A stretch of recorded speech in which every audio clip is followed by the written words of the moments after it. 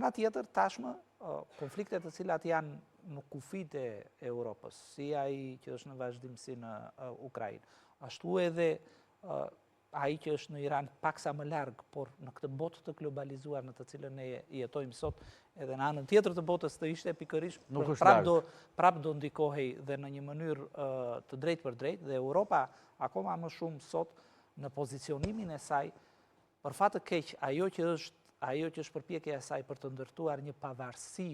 siguria apo ushtarake, në radhë të parë duhet të krijojë edhe një pavarësi ekonomike apo në të njëjtën kohë edhe energjetike, të cilën nuk e ka. Sot Europa është importuese, deri dje ishte importuese e naftës apo edhe gazit të lirë rus, sot është e gazit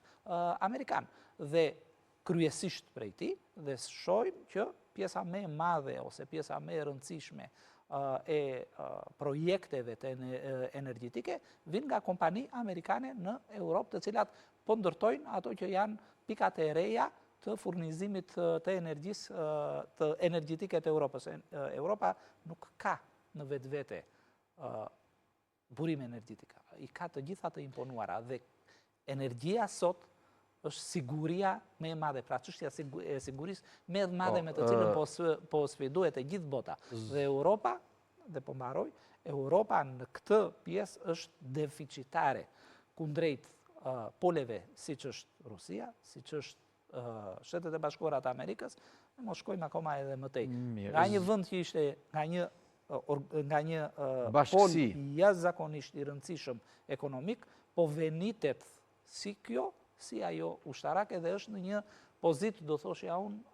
që do i duhen vite të tëra për të ndërtuar kapacitetet e saj ushtarake, është ajo që tha dhe Redioni, duhet të kishte nisur jo 10 vite, po ndoshta edhe më përpara për të përgatitur për këtë gjë, dhe akoma më tej për të parë edhe për të ripozicionuar edhe ato që janë marrëdhëniet e saj, do thoshja unë, në tregje, që tashmë shikon që edhe me ato që ishin politikat e presidentit Trump,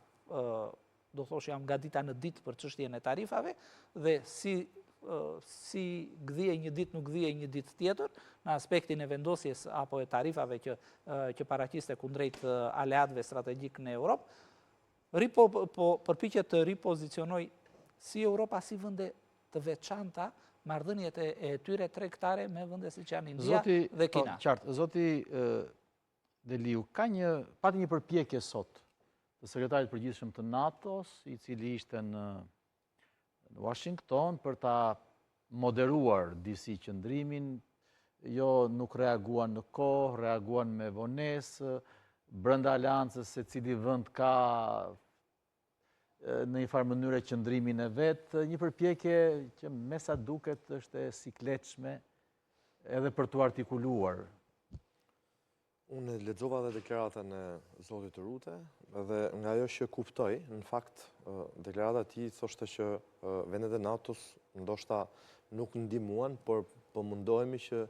të bëjmë një lloj përshtatje 3 për sa i përket ndihmës që Shtetet e Bashkuara kërkojnë në ngushticën e Hormuzit. Në fakt, kjo situatë, kjo lloj lufte në Iran krijoi një lloj përçarje të kohezionit NATO-s akoma më tepër, ndërkohë që kemi prej vitesh që me administratën e parë të presidentit Trump, që kërkonte një lloj ndryshimi për sa i përket mendësisë dhe përgatitjes e investimit të vendeve të NATO-s për sa i përket forcimit të ushtrive. Dhe në atë kohë kërkua 2%. Dhe sot që ne flasim, kërkohet 5%. Pse? Sepse krijohen me luftën në Ukrainë kemi deklarata të një pas njëshme të zotit Putin, i cili thotë që rendi ri botëror po ndryshon.